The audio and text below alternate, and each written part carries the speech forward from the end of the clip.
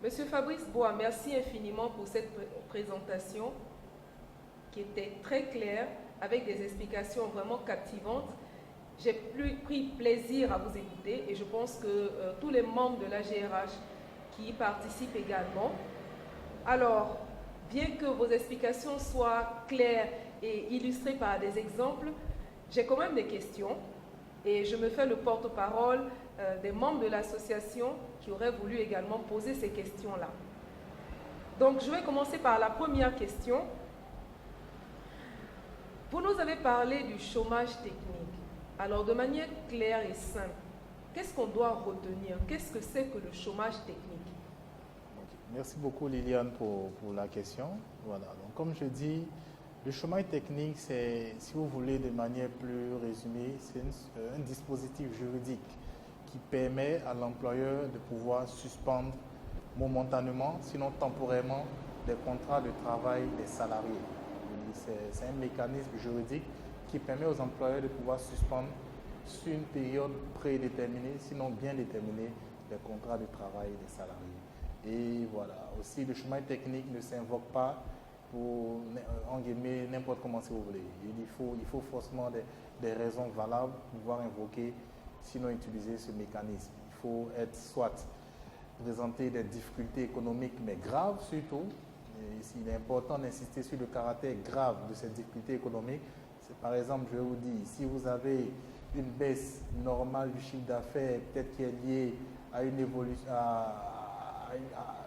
peut-être au cours normal des choses. Je dis, si votre chiffre d'affaires baisse par exemple que de 10%, je ne pense pas que ce soit une situation suffisamment grave que vous puissiez invoquer le chômage technique. Il faut vraiment que ce soit une situation suffisamment grave, j'insiste sur le caractère grave de la difficulté, qui puisse vraiment soit rendre vraiment la continuité de votre exploitation matériellement impossible, sinon difficilement. Voilà, c'est ça. Si vous voulez, comme je dis, pour résumer, le chômage technique, c'est un dispositif juridique qui donne la possibilité à l'employeur, quand il est en face de certaines difficultés d'ordre économique ou des événements qui relèvent de la force majeure, de pouvoir, sans avoir forcément à se séparer définitivement des salariés, suspendre momentanément le contrat des travailleurs. Je rebondis pour vous poser une question justement sur ces conditions de fond invoquées par le législateur et que vous avez développées.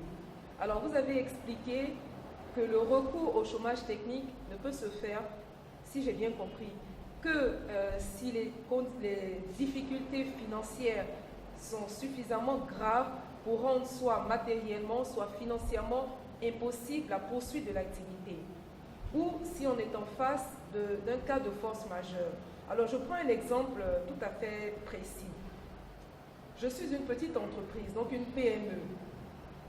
Je ne peux pas évaluer les retombées financières immédiatement de la situation sanitaire que nous vivons, parce que c'est bien de cela qu'il s'agit. Mais les indices me montrent que, par exemple, je vais perdre en chiffre d'affaires, pas dans l'immédiat, dans un mois, dans 2 mois. Est-ce que de manière prévisionnelle, et aussi on est dans les ressources humaines, donc on fait également de la gestion des ressources humaines par anticipation et par prévision, est-ce que le chômage technique peut être une solution pour une entreprise pour juguler dans le futur la situation financière qu'elle va encourir? Merci beaucoup Liliane pour la question qui est très pertinente. Comme je l'ai dit, au niveau des définitions, la difficulté économique doit être concrète. Voilà. C'est vrai que le législateur ne s'est pas étalé de manière très large sur la notion de difficulté économique, mais ce qu'il faut savoir, c'est que la difficulté économique doit être concrète et non hypothétique. Voilà. Je veux dire, vous n'allez pas mettre en chômage technique des salariés aujourd'hui alors que vous n'avez aucune difficulté économique, juste parce que vous estimez que dans 3 mois, vous allez faire face à des difficultés économiques. Non, il faut que la difficulté soit là, concrète et factuelle, je dis justifiable par des faits actuels. Et voilà. Et comme j'ai dit, la justification n'est pas un préalable à la validité de la décision. Je veux dire, aujourd'hui, vous n'êtes pas obligé de justifier la décision forcément avant de la mettre en œuvre. Mais il est important de pouvoir être capable de les justifier parce qu'en cas de contentieux, le juge peut avoir la latitude de requalifier un licenciement découlant du chômage technique comme abusif parce qu'il estime que vous n'aviez pas suffisamment d'éléments pour prouver que vous étiez en difficulté économique. C'est ça l'importance de pouvoir être capable de justifier. C'est que ce n'est pas un préalable à la validation de la décision maintenant, mais si vous invoquez des motifs qui sont, entre guillemets, qui ne sont pas valables, vous vous exposez à une réqualification des licenciements ou des ruptures de contrat qui pourront résulter de ce chômage technique là en cas de contentieux. Et la justification de ce chômage technique là peut se faire de divers ordres. Je veux dire, on a aujourd'hui plusieurs indicateurs économiques, même pour les PME. La baisse significative du chiffre d'affaires, vraiment significative du chiffre d'affaires, peut être prouvée avec un relevé de compte. Aujourd'hui, votre excédent brut d'exploitation, s'il est vraiment dégradé, il peut constituer aussi un indice. La baisse de vos commandes, ça peut constituer un indice. Donc aujourd'hui, il y a pas mal d'indices qui peuvent vous permettre de pouvoir justifier en cas de contentieux la décision de mise en chômage technique. Donc c'est le lieu surtout de pouvoir vraiment interpeller quiconque avant de pouvoir prendre la décision de mise en chômage technique. Il faut s'assurer vraiment d'avoir suffisamment de raisons de le faire. Il faut vraiment s'assurer d'avoir suffisamment de raisons de le faire. Comme je l'ai dit, toutes les entreprises ne sont pas forcément impactées par le chômage technique. Je veux dire, je ne vais pas faire de publicité aujourd'hui, mais les entreprises qui fabriquent par exemple des produits désinfectants, ma foi, sont les moins impactées par le chômage technique. Vous avez aussi des entreprises qui sont dans la grande distribution, qui ont vu le chiffre d'affaires exploser. Donc aujourd'hui, ce n'est pas systématique. Ce n'est pas parce qu'il y a une pandémie et que dans le monde, on est peut-être en phase de récession, on est en phase de crise économique, que tout le monde va vouloir utiliser ce motif-là de manière déguisée pour se séparer de certains employés. C'est ce qu'il faut faire. C'est pour ça qu'il faut faire très attention avant d'invoquer le chômage technique. Voilà. Je ne sais pas si j'ai répondu à la question. Parfaitement. C'est parfaitement clair. Je vous remercie, Fabrice Mbois. Alors, j'ai une autre question, toujours concernant les conditions de forme. Je voudrais revenir sur la question de la force majeure. C'est vrai qu'on ne l'invoque pas souvent, mais est-ce que ça pourrait être un élément de justification? Si on n'est pas dans des conditions, on n'est pas dans des difficultés financières graves, immédiates, mais la pandémie du Covid-19 étant une situation imprévisible, est-ce qu'elle ne pouvait pas être à elle seule justifier le recours au chômage technique? D'autant plus qu'aujourd'hui, personne, que ce soit les experts, les gouvernements, les chercheurs, les médecins et autres, personne n'est capable de dire quelles sont les répercussions à moyen, à long terme de cette pandémie-là et quelles même sont les répercussions sanitaires. Aujourd'hui, on n'a pas de statistiques véritables sur la propagation du virus. On n'est pas capable aujourd'hui de dire non plus en Côte d'Ivoire, voilà ce que ça aura comme impact. Alors, est-ce que, en tant que gestionnaire des ressources humaines, face à la pression, il ne faut pas oublier, de nos responsables, qui sont nos dirigeants et qui attendent de nous des mesures rapides à leur proposer pour faire face à la situation, pour anticiper aussi, est-ce que l'usage de la force majeure ne serait pas un moyen pour nous de répondre à ces préoccupations-là? Merci Liliane pour cette question. Effectivement, ça peut être une réalité dans certaines entreprises. Je veux dire, aujourd'hui, les gestionnaires RH sont au four et au moulin. Ils doivent faire preuve de beaucoup d'agilité, de beaucoup d'adaptation et de beaucoup d'innovation afin de supporter les employeurs dans la préservation des emplois. Mais déjà, pour ce qui est de la force majeure, la force majeure, c'est quoi? Ça se définit par... C'est un événement qui a un caractère déjà imprévisible.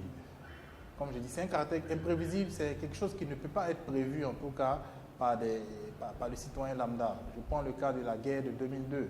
La guerre de 2002 a été qualifiée par la jurisprudence de cas de force majeure, parce que la guerre de 2002, en tout cas pour le citoyen ordinaire, c'était un événement qui n'était pas prévisible, qui ne pouvait pas être prévu d'avance, qui a eu des impacts sur les activités de certaines entreprises à l'intérieur du pays. Vous avez vu des écoles à Boaké qui ont fermé, il y a des employés qui n'ont pas pu rejoindre le travail à cause de de ces cas. Et cette guerre a été qualifiée de force majeure parce qu'elle était imprévisible et aussi parce qu'elle était insurmontable. Elle était insurmontable. Personne ne pouvait vraiment y faire face. Et aussi, elle était étrangère à ceux qui l'invoquent. Donc aujourd'hui, comme j'ai dit, le chômage technique n'est pas le seul moyen de pouvoir faire face à des difficultés économiques. Aujourd'hui, on a reçu, avant-hier sinon, on a reçu un arrêté du ministre de l'Emploi qui a fait cours à certaines recommandations du patronat ivoirien sur l'ordre à respecter, sinon une proposition d'ordre à respecter afin de faire face, sinon d'anticiper sur les difficultés financières qui pourraient survenir relativement à l'arrivée de la pandémie. Aujourd'hui, vous avez la possibilité de mettre certains salariés en télétravail afin de les protéger des contagions, de les protéger de la pandémie. Vous avez aussi la possibilité de pouvoir anticiper sur les congés. Vous avez la possibilité de pouvoir anticiper sur les congés. Et ça, c'est un véritable moyen. La plupart des entreprises aujourd'hui passent des provisions pour congés mensuellement. Donc, ils passent des provisions pour congés. Ils imputent des charges de congés, si vous voulez, mensuellement aux entreprises. Donc, cette pandémie-là, je dis, un des moyens, c'est de pouvoir utiliser les paiements des congés, si vous voulez, entre guillemets, les paiements des congés, pour pouvoir au moins supporter un peu les charges qui pourraient subvenir en cas lié à la pandémie. C'est-à-dire, je prends un exemple, j'ai passé une provision de congé déjà de 20 millions en tant que PME au mois de février, qui est déjà imputé comme charge dans mon budget. Je vais au mois de mars mettre une bonne partie de mes salariés en congé et les charges qui vont découler, c'est-à-dire ces indemnités de congé-là, je vais les retirer, entre guillemets, de la provision de congé que j'ai déjà passée. Ça aura pour impact de pouvoir réduire un peu la masse salariale du mois en cours. Donc ça, c'est un moyen qui est beaucoup utilisé. Je pense que les comptables savent très bien de quoi je parle. Donc c'est un moyen qui peut être privilégié afin de pouvoir anticiper sur les difficultés qui peuvent arriver. Aussi, si, malgré ce fait, vous estimez que vous n'avez pas suffisamment de solde de congé pour pouvoir anticiper, vous avez la possibilité aussi d'aller sur du travail à temps partiel.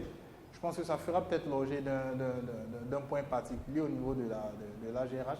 Mais vous avez aussi la possibilité, en cas de difficulté, de recourir au travail à temps partiel. Globalement, le travail à temps partiel, il est limité dans le temps, mais il vous permet quand même de pouvoir, si vous voulez, baisser un peu, en guillemets, la masse, sinon les charges salariales liées à ceux qui seront, comment on appelle ça, reconvertis en travail à temps partiel. Parce que je veux dire, les gens seront payés au prorata temporis, c'est-à-dire au prorata du temps de travail effectué. Quand on sait que le temps de travail en travail à temps partiel est largement inférieur au temps de travail habituel, c'est-à-dire maximum 30 heures, vous voyez un peu l'économie qu'on pourra faire en mettant certains salariés en travail à temps partiel. Donc vraiment, le chômage technique doit être la mesure de dernier recours, sinon la mesure d'avant-dernier recours. Parce qu'après, bien entendu, le chômage technique, il y a une autre mesure encore plus grave qui peut arriver, c'est le licenciement pour motif économique. Donc, avant d'arriver vraiment au chômage technique, il faut vraiment être sûr d'avoir épuisé toutes les voies en notre possession. Il ne faut pas profiter du chômage technique, mais de la situation financière actuelle pour pouvoir, entre guillemets, faire du nettoyage. Parce que dans tous les cas, si vous n'avez pas de raison valable de mettre le personnel en chômage technique, en cas de contentieux, vous serez rattrapé par le juge.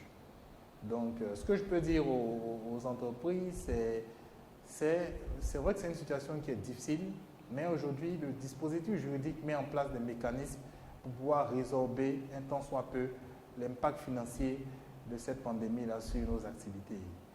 Et il faut pouvoir les utiliser à bon escient afin de préserver aussi bien les intérêts des employeurs qui sont fondamentaux, mais aussi bien les intérêts des employés. Parce qu'aujourd'hui, on a une crise sanitaire, mais selon les estimations de l'OIT, il y a 25 millions d'emplois qui risquent d'être perdus dans le monde à cause de la pandémie. Alors, on quittera peut-être dans une crise sanitaire pour arriver dans une crise sociale qui aura des impacts encore plus dramatiques. Alors, faisons le nécessaire pour éviter en tout cas d'arriver dans des situations encore plus graves. C'est ce que je peux répondre comme à la question de Madame Bou. Merci beaucoup, Fabrice Bois. Alors, si j'ai bien compris, n'est pas une mesure systématique. Pour nous qui sommes gestionnaires des ressources humaines, ce n'est pas la première mesure à laquelle on doit penser.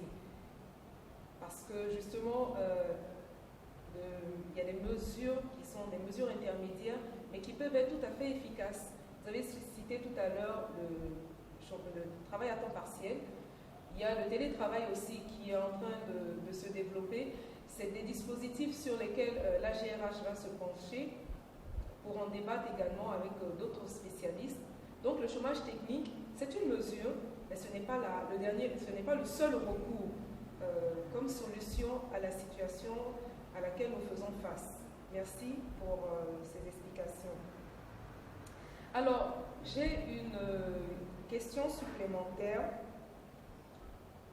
D'après ce que j'ai compris, le chômage technique suspend le contrat de travail.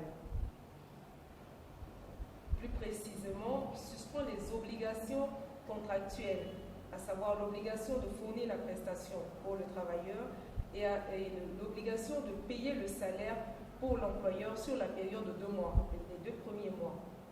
Alors, qu'en est-il du lien de subordination? Je pose la question parce que je me dis, si je suis un travailleur, que je ne travaille plus pendant 2 mois, j'ai une perte de revenus naturellement. Alors, est-ce qu'un travailleur qui ne travaille pas peut aller offrir ses services à un autre employeur? Ou inversement, est-ce que l'employeur qui a mis un travailleur en chômage technique peut utiliser, peut-être à temps partiel ou sous d'autres formes, un salarié en remplacement de son travailleur mis en chômage technique, étant donné que les obligations contractuelles sont suspendues? Est-ce que chacun a le droit de faire ce qu'il veut pour essayer de s'aider comme il peut? Merci beaucoup Liliane pour la question. C'est une question qui est très pertinente, c'est une question qui est effectivement très pertinente. Et voilà, comme on a dit, le chômage technique, il suspend les relations contractuelles pendant la période. Il suspend les relations contractuelles, il suspend l'obligation de fournir une prestation de service à l'employeur. Il suspend aussi l'obligation de rémunérer en principe du salarié. Mais concernant l'employeur, il faut aussi faire attention. Parce que déjà, vous n'êtes pas sans savoir que la décision de chômage technique est à l'initiative de l'employeur qui l'invoque parce qu'il estime qu'il est en difficulté pour pouvoir faire face à ses charges. Mais aujourd'hui, si vous avez un employeur qui met des salariés en chômage technique et que par derrière, pour les mêmes postes, ou par derrière, qui recrute d'autres salariés pour les mêmes activités, en cas de contentieux, ce sont des éléments assez flagrants pour pouvoir justifier de l'inopportunité de la décision de chômage technique. Si vous estimez que vous êtes en chômage technique et que vous êtes en difficulté financière pour pouvoir faire face à vos charges, vous n'allez pas, pendant cette période, vous créer des charges additionnelles que vous n'êtes pas censé pouvoir supporter. Maintenant aussi, pour ce qui est, est-ce qu'on peut faire ce qu'on veut, la question est un peu plus c'est vrai que la question est pertinente sur le sujet. Est-ce qu'on peut faire ce qu'on veut pendant que le chômage technique est prononcé? Je pense qu'en principe, si le contrat de travail est suspendu pendant une période, ça veut dire que pendant cette période, les deux parties ne sont plus liées à des obligations contractuelles. Chacun est déchargé de ses obligations contractuelles pendant cette période. Voilà. Donc, il va s'en dire peut-être que pendant le chômage technique, naturellement, vous n'avez pas de salaire pendant le chômage technique parce que l'employeur n'a plus d'obligation de vous rémunérer. Vous n'êtes plus obligé de mettre vos prestations de service à disposition de votre employeur, mais vous avez la possibilité de pouvoir les mettre à disposition d'un autre afin de pouvoir tirer des sources de revenus puisque vous n'avez plus d'obligation. Vous n'avez plus d'obligation contractuelle, le contrat de travail est suspendu. Donc pendant cette période, je ne dirais pas que les deux parties ont la latitude de faire ce qu'elles veulent, ce serait un peu trop large de le dire, mais les obligations des deux parties sont suspendues pendant cette période. Donc il n'y a plus d'obligation de fournir une prestation à tel employeur, il n'y a plus d'obligation de pouvoir me rendre au travail, je n'ai plus d'obligation de pouvoir respecter de me rendre au travail, de porter une tenue, de temps et tout. L'employeur aussi n'a plus l'obligation de me rémunérer pendant la période. J'ai la possibilité de faire, en tout cas, trouver des activités génératrices de revenus pendant la période. Voilà ce que je peux dire. Merci beaucoup. Alors, j'ai une autre question. Est-ce qu'un employeur peut rappeler un travailleur qu'il a mis en chômage technique, éventuellement pour remplacer quelqu'un qui est là, qui est momentanément malade ou indisponible? Et s'il le fait, est-ce que le travailleur peut refuser de reprendre le travail, invoquant le fait qu'il a été mis en chômage technique? Ou autre argument? Et si c'était possible, comment on interprète cette relation à nouveau? Est-ce que la relation est rétablie de fait que le travailleur reprend le travail? Est-ce qu'il aura sa rémunération? C'est des questions qui reviennent. Il y a des travailleurs qui nous disent « Oui, mais mon patron m'a appelé pendant que j'étais en chômage technique. J'ai refusé. » Pourquoi? Parce que si je viens au travail, étant donné que le contrat est suspendu, si j'ai un accident, est-ce que c'est pris en charge?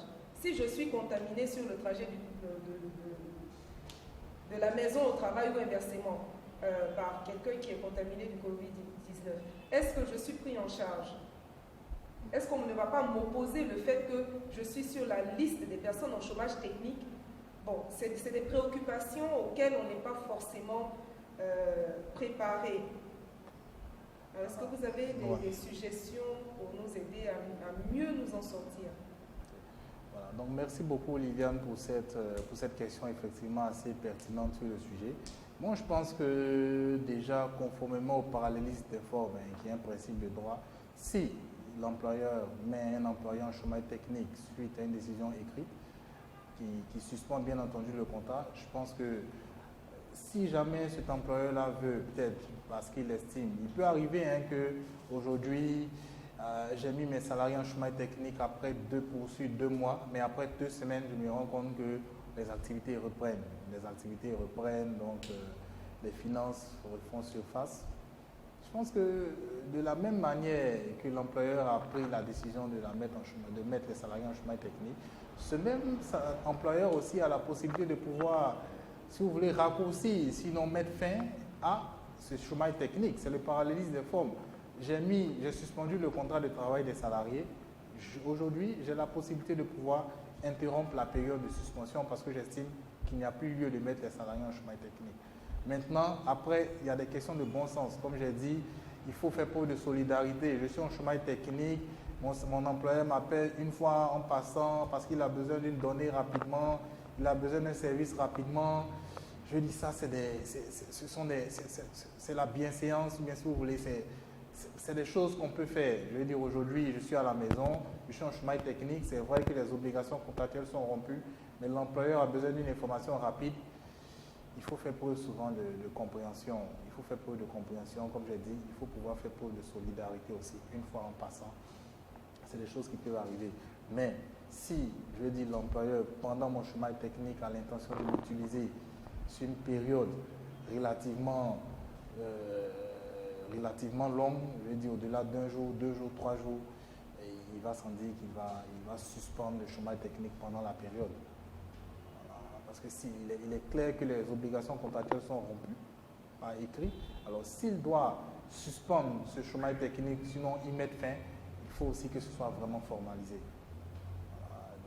Je ne pense pas que la jurisprudence interdise à un employeur, par exemple, qui a mis des salariés en chômage technique sur une période de pouvoir raccourcir la période s'il estime, par exemple, qu'il n'y a plus lieu de pouvoir les mettre en chômage technique. Par contre, vous ne pouvez pas mettre des salariés en chômage technique et puis par derrière, recruter d'autres personnes pour les remplacer, pour faire le travail qu'ils font. C'est une situation qui est inadmissible et qui pourra, en cas de contentieux, être requalifiée à vos préjudices, sinon à vos dépens. Je ne sais pas si j'ai répondu à la question. Parfaitement. Je pense que c'est assez clair. Tout est dans la négociation, comme justement la commission interparitaire le propose, qu'il y ait une véritable négociation entre l'employeur et les salariés par le biais des représentants du personnel, ou à défaut que, je pense, les responsables des ressources humaines que nous sommes et qui sommes outillés en termes de communication, nous sachions aussi faire passer le message pour soulager le mieux possible nos collaborateurs qui se retrouvent de fait en situation de précarité, tout en aidant notre entreprise aussi à assurer sa pérennité. Donc pour moi, c'est tout à fait clair.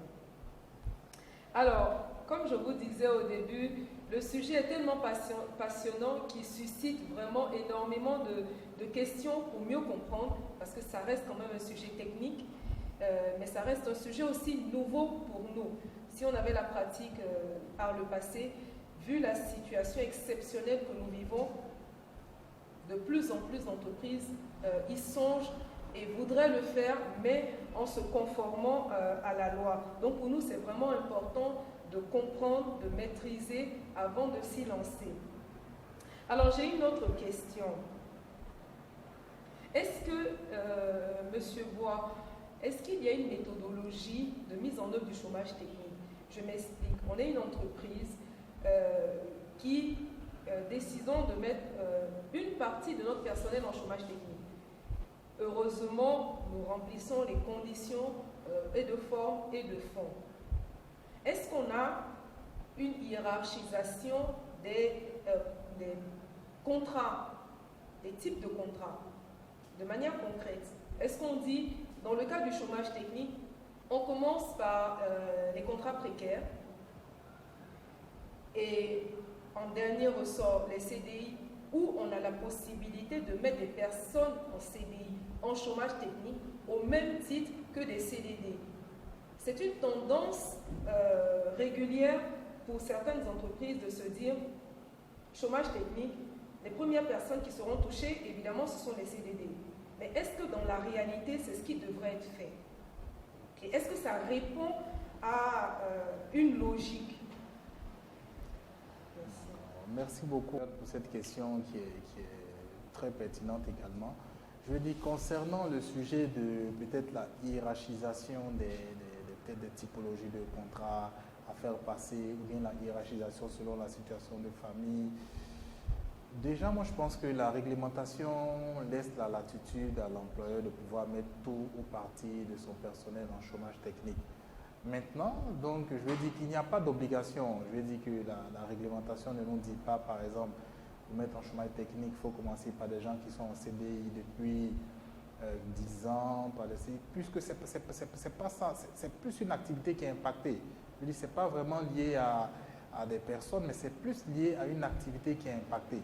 Mais il faut faire attention, parce qu'aujourd'hui, il y a eu des cas de jurisprudence pour lesquels les CDD ont été requalifiés en CDI parce que ces CDD-là ont été au-delà, je veux dire, le thème du CDD est arrivé et le salarié était toujours en chômage technique. Je m'explique.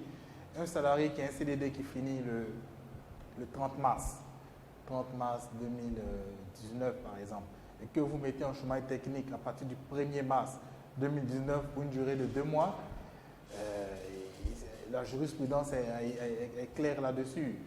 Ce contrat de travail risque d'être requalifié en CDI parce que si vous l'avez, ce CDD, vous avez été conscient qu'il avait un terme qui finissait dans 1 mois et que vous avez décidé en toute connaissance de cause de suspendre son contrat de travail pour une durée de 2 mois, la jurisprudence estime que vous aviez l'intention d'utiliser le travailleur au-delà du terme du contrat de travail. Donc le contrat peut être requalifié en CDI. Il y a la jurisprudence est abondante sur le sujet. Il faut faire très attention dans la décision. Si vous avez par exemple des CDD qui finissent, je ne sais pas moi, il y a des gens dont le terme est dans 1 mois, 2 mois, mieux vaut faire coïncider la fin de la période de chômage technique, si vous voulez, avec la fin du CDD. Voilà. Si vous voulez, faites coïncider la fin de la période de chômage technique avec la fin du CDD. Il faut faire très attention avec ces dates de fin, pour éviter qu'on se retrouve après dans des cas de requalification où on sera obligé de payer des dommages et intérêts pour des licenciements abusifs et consorts. Maintenant, pour ce qui est de la méthodologie de manière pratique, moi je pense que déjà la première chose à faire en interne, c'est déjà de se réunir avec les représentants du personnel. C'est important. Il il faut pouvoir tenir une réunion avec les représentants du personnel, leur faire part de la situation financière qui impacte l'entreprise de manière concrète, communiquer de manière franche avec eux, et puis ensemble avec eux, décider de comment est-ce qu'on va pouvoir répartir un peu, sinon le personnel qui sera concerné par le chômage technique. C'est pour ça qu'il a été recommandé, par exemple, par le ministre de l'Emploi, de procéder dans la mesure du possible par rotation. Dans la mesure du possible, si vous avez la possibilité peut-être de procéder par les rotations, je fais partie peut-être un tiers du personnel aujourd'hui en chômage technique, le mois prochain ou bien dans les 2 mois qui suivent, la deuxième tranche ira en chômage technique, le mois qui suit c'est la troisième tranche, afin de pouvoir vraiment... voilà. Donc il n'y a pas, je dis, les textes ne donnent pas une conduite à tenir stricte quant à la répartition des types de contrats, à peut-être une hiérarchisation liée au type de contrat ou une hiérarchisation liée à la nature de l'état, de la situation familiale et consorts. Tout ça est laissé à la latitude des employeurs. Tout ça est laissé à la latitude des employeurs. Et la bonne attitude, c'est de pouvoir vraiment surtout associer les représentants du personnel et puis ensemble définir un peu une liste de salariés qui devront être impactés, qui seront impactés par ce chômage technique. Je ne sais pas si j'ai répondu à la question. Vous avez parfaitement répondu. Alors, on s'achemine progressivement vers la fin de notre entretien. J'ai 2 petites questions pour terminer. Une question et la dernière, ce sera plus des conseils qu'on attendra de vous. Alors, justement, comme le dispositif du temps partiel, où la loi permet une réorganisation, des restructurations et des mesures d'accompagnement telles que la formation. Est-ce que dans le cas du chômage technique, c'est quelque chose qui peut être fait? Je m'explique. Vous avez décidé de mettre votre personnel une partie en chômage technique ou un site en chômage technique. Est-ce que dans cette période, il est possible de réorganiser, de former, de redéfinir les postes? Est-ce que ça, c'est quelque chose qu'on peut faire? De réaménager aussi nos services, où dès lors qu'on est dans le cas du chômage technique, la situation est figée, de même que les activités. Est-ce qu'un gestionnaire RH à ce moment-là peut profiter de ce temps-là pour faire des réaménagements, en regardant par exemple les postes, en redéfinissant les postes, en réorganisant ses services? Ok, merci beaucoup Liliane pour cette question. Comme on l'a dit à la fin de cette crise, nous n'allons pas rentrer, nous n'allons pas sortir comme nous sommes entrés. Aujourd'hui, cette crise-là va nous donner des leçons, elle va nous donner des indications, elle va nous donner aussi des conduites à tenir, des indices sur notre activité.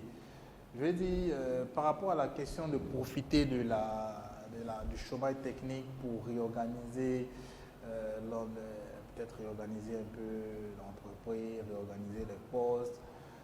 Je vais dire, peut-être que c'est un travail à titre personnel. C'est un travail à titre personnel qui peut être fait par le responsable RH de manière non officielle. Il peut peut-être à l'issue du chômage technique, peut-être redéfinir un peu les postes, redéfinir un peu les... C'est un travail qui est à titre personnel qui peut être fait. Parce que bien entendu, avec la survenance de la pandémie aujourd'hui, la digitalisation des RH devient fondamentale. Ça devient fondamental. On a des processus qui peuvent être digitalisés. On a des processus aujourd'hui dont on peut s'en passer. Je veux dire, aujourd'hui, il y a des postes pour lesquels on va s'en rendre compte. Je ne dirais pas qu'on va les supprimer.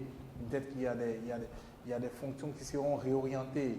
Il y a des profils qui seront réorientés parce qu'on va estimer peut-être que la digitalisation est passée par là.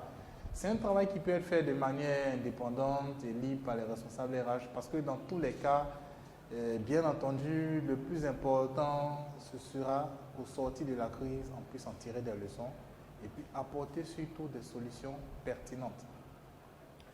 Parce que ça ne servira à rien de pouvoir sortir de la crise, sortir d'un chômage technique et puis recommencer avec les mêmes habitudes qu'on avait avant. C'est-à-dire qu'on n'aura pas compris la leçon. Aujourd'hui, le chômage technique, comme quelqu'un le disait, à quelque part malheur est bon. Il peut être aussi une opportunité pour les responsables RH de pouvoir réadapter un peu l'organisation du travail en interne, réadapter un peu l'organisation des tâches, réadapter un peu l'organisation des postes. il y a pas mal de choses qui peuvent ressortir un peu de la surveillance de cette pandémie-là. Maintenant, après, pour ce qui est des conseils à donner aux responsables RH ou aux employés, déjà, comme on l'a dit, le premier conseil à donner aux employés, déjà, c'est la compréhension. C'est la compréhension et la flexibilité. Parce qu'aujourd'hui, je le dis encore, selon les statistiques de l'Organisation internationale du travail, aujourd'hui, il y a 5 millions d'emplois dans le monde qui sont menacés par la survenance de la pandémie. Et le défi est là. Comment est-ce qu'on peut faire pour pouvoir préserver le maximum d'emplois pour ne pas, au sortir de la crise sanitaire qui est là, aller vers une crise sociale qui sera encore plus impactante pour notre vie. Donc aujourd'hui, il faut faire preuve de compréhension. Si l'employeur vous demande par exemple d'anticiper sur vos congés, ce n'est pas le moment de dire j'avais prévu d'aller aux îles Bahamas en décembre, je ne peux pas prendre mes congés maintenant. Ce n'est pas bon. Il faut que chacun de nous fasse preuve de compréhension et que chacun de nous fasse preuve aussi de flexibilité. Voilà. Donc aux salariés, je leur conseillerais, aux salariés que nous sommes bien entendu, beaucoup de flexibilité, beaucoup de solidarité, beaucoup de compréhension aussi. Mais aux employeurs, je leur conseillerais beaucoup d'empathie, beaucoup de pragmatisme aussi. Voilà, beaucoup de pragmatisme, beaucoup d'empathie et surtout beaucoup de franchise dans la collaboration avec les salariés pour sortir de cette crise. Parce que ce n'est pas le moment de profiter de la pandémie pour faire du nettoyage, profiter pour faire des licenciements. Non, je pense que ce n'est pas le moment. Le moment est plutôt à l'unisson afin de pouvoir préserver les emplois. Comme on l'a dit, je pense que le ministère de l'Emploi a donné un canevas de mesures à respecter sur un ordre assez strict. Il a commencé par le télétravail, après on a l'anticipation des congés, on a par la suite le travail à temps partiel et enfin, quand vraiment la situation ne va pas, chômage technique. Peut-être par la suite, quand c'est vraiment grave, le licenciement pour motif économique. Donc il faut vraiment pouvoir faire preuve d'empathie, il faut pouvoir faire preuve aussi de pragmatisme, il faut pouvoir faire preuve de la part des employeurs de franche collaboration aussi. Parce qu'il y aura forcément un après-Covid. Je veux dire, le Covid ne va pas durer éternellement. Il y aura un après-Covid et notre résilience aujourd'hui aura un impact sur notre futur aussi. Parce qu'il y a, selon les statistiques, je crois qu'il y a pas mal, je pense 29% si je ne me trompe pas, d'entreprises selon les statistiques qui meurent après 2 ans, après la survenance de tel cas. Donc, je veux dire, le Covid ne sera pas éternel. Les relations de travail sont suspendues, mais elles vont continuer après le Covid si on a l'intention de préserver les emplois.